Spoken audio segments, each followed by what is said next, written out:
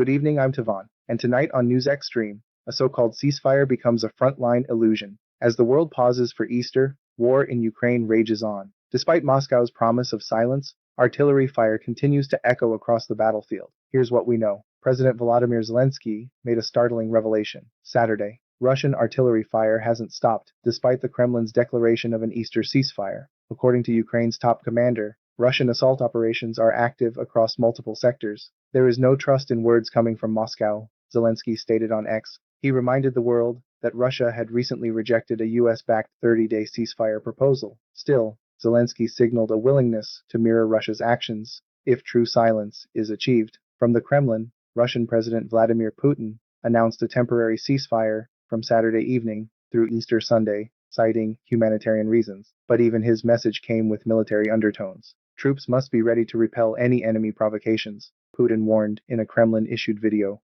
emphasizing readiness even during the supposed truce. In a rare gesture of goodwill, the two warring nations conducted a substantial prisoner-of-war exchange on Saturday. Russia, 246 troops, returned home. Ukraine, 277 Ukrainian soldiers freed, including 31 injured, exchanged for 15 wounded Russian troops. Both sides publicly thanked the United Arab Emirates for mediating the deal, a rare moment of diplomatic cooperation amidst the carnage. The developments come just a day after President Donald Trump claimed negotiations between Russia and Ukraine were coming to a head. Meanwhile, Secretary of State Rubio gave a stern warning. If peace talks don't progress soon, the U.S. might walk away from its mediating role. This echoes past frustrations.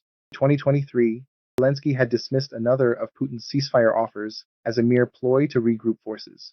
On the ground, Russia claims a major victory. Its forces reportedly expelled Ukrainian troops from nearly the entire Kursk region, recapturing 99.5% of the territory seized in a bold Ukrainian incursion last year.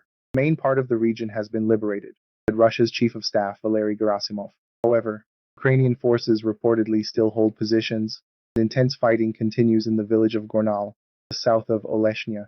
Meanwhile, the air war shows no signs of slowing. Ukraine says Russia launched 87 drones and decoys overnight. Ukrainian forces intercepted 33. Electronic warfare likely jammed another 36. Retaliation, Russian defenses shot down 2 Ukrainian drones. Attacks damaged farmland in Odessa, triggered fires in Sumy. Casualties reported, tensions remain sky high. Kremlin's ceasefire may sound like peace. In reality, it's a pause wrapped in paranoia. Putin's offer came with caveats, while artillery never stopped. Zelenskyy, hardened by past betrayals, knows better than to trust paper promises from a nation still firing shells. Diplomacy hangs by a thread and combat escalates. One thing remains clear. Mr. Silence has been drowned out by the thunder of war. Signing off. Stay safe. Stay informed. This is NewsXstream.